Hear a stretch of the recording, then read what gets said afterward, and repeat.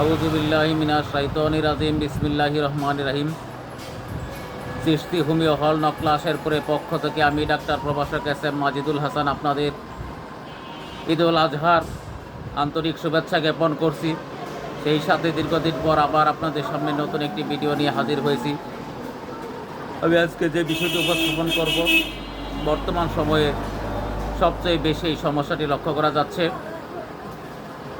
বিশেষ করে যাদের বয়স 30 বা 40 অতিক্রম করেছে, এই সমস্ত ব্যক্তিদের একটি হাঁটু অথবা দুইটি উভয় হাঁটুতেই ব্যথা লক্ষ্য করা যাচ্ছে। সাম্প্রতিক সময়ে এই সমস্যাটি তীব্র আকার ধারণ করেছে এবং এই হাঁটু ব্যথার সঙ্গে অনেকেরই মাজা ও কোমর ব্যথাও লেগে থাকছে। অনেকেই পেইন ক্লিয়ার খেয়ে এই ব্যথা নিরাময়ের চেষ্টা করছেন, কিন্তু কোনোভাবেই ব্যথা নিরাময় হচ্ছে না।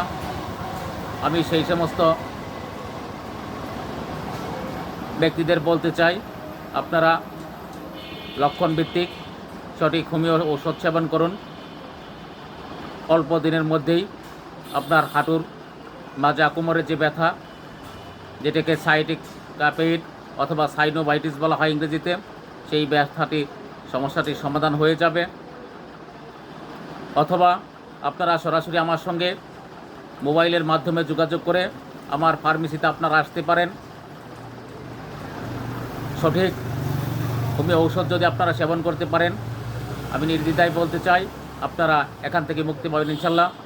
আমার সঙ্গে আপনারা যোগাযোগ করবেন 01937139529 অথবা 01896136485।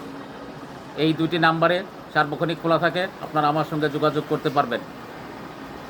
এখন যারা দূর দূরান্তে আছেন, আমার সঙ্গে সরাসরি কথা বলতে বা দেখা করতে পারতেছে না, আমি তাদেরকে দুইটি ঔষধের কথা বলছি।